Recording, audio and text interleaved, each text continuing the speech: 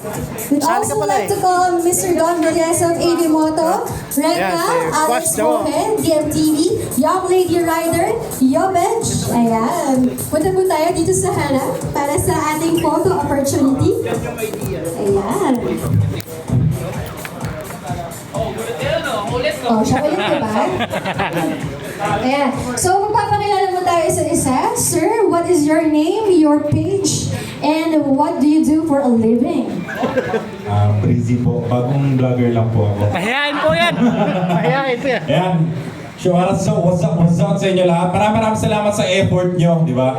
Dito sa Race Power natin. So, napakadaming content creators ngayon, ano? So, umusbong. So, dito lahat ang Team Race. Actually, dito lahat.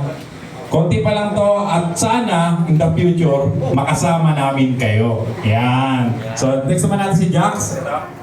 Yo, what's up sa inyo? Yun o, Jax the Dax ako ulit. So ayan, kasama ako sa team ng Race Power. So dati lang, pamotor-motor tayo.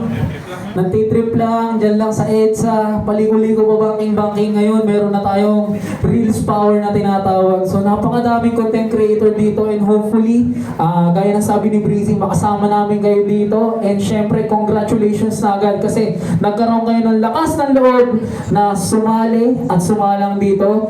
And ngayon pa lang binabati ko na kayo ng congratulations. Ano? So ayun, papakilala ko sa inyo. Ayan, si Red Click. Yes, let's go. So yung magandang hapon mga boss, si Red Click Motovlog nga po pala. So yun, bago lang po ako sa Race Power. Kaya maraming salamat po sa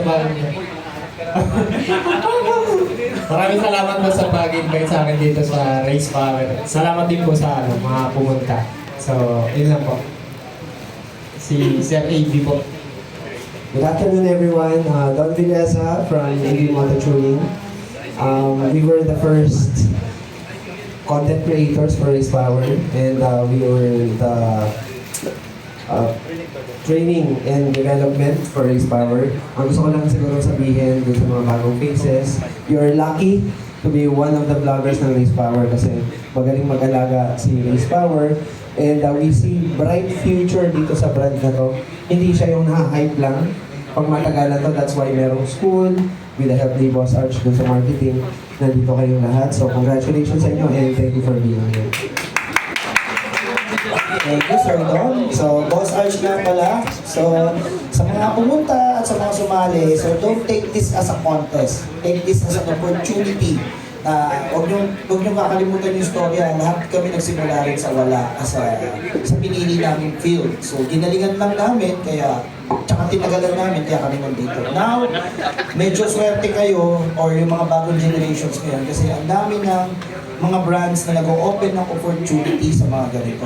So, please take this as a blessing or opportunity to further na pagalingin pa yung career niyo or yung hobby niyo na napili niyo. So, abusuhin natin tong Reels Power kasi dito niyo makikita yung sarili niyo, if pangmatagalan ba kayo dito sa pinili niyong career or nag-enjoy kayo or gusto niyo pa talagang mag-explore pa. So, enjoy tayo dito sa Reels Power. Thank you so much. Next week. Boss Lucio nga pala, isa ako sa mga bago dito sa Race Power. Sobrang masaya ako dito sa Race Power kasi grabe mag-alaga si mga boss dito eh. Lalo na yung katabi ko, boss. Hindi.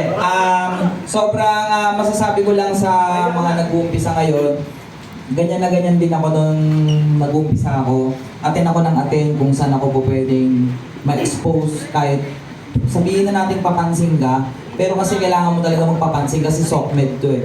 So kailangan mo talaga ganun na ganun talaga. Kaya kung iniisip nyo, makapal yung mukha ninyo, isipin nyo talaga makapal yung mukha ninyo. Tama yun, ganun kasi talaga. So yun lang yung masasabi ko sa inyo na tuloy nyo lang yung ginagawa nyo, enjoy nyo yung ginagawa ninyo.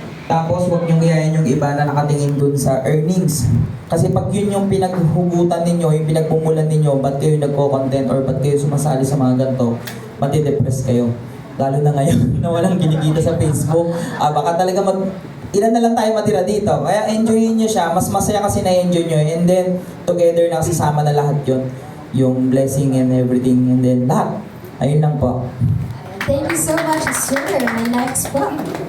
Hi, ako nga po pala si Joe Motovlog.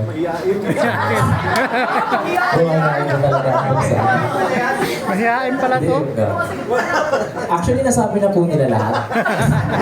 Wala naman dapat sabihin. Pero, ngayon lang, enjoy lang po natin. And pinakamaganda kasi dito, yung maging part ka ng Race Power. Kasi, pag na-feel nyo yung Race Power, team ng Race Power, masarap maging vlogger.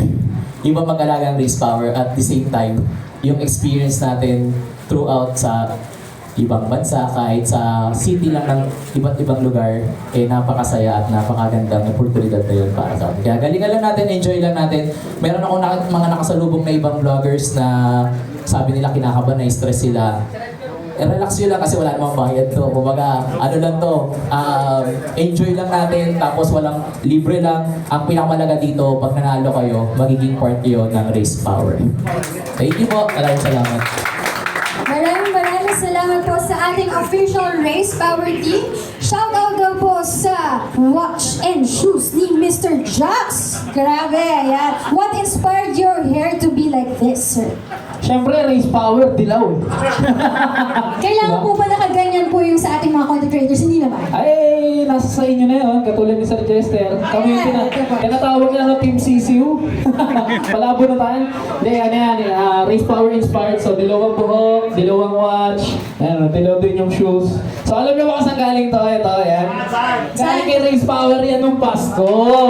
Nagkaluwang kami. Ayan o. O, diba? Proud ako.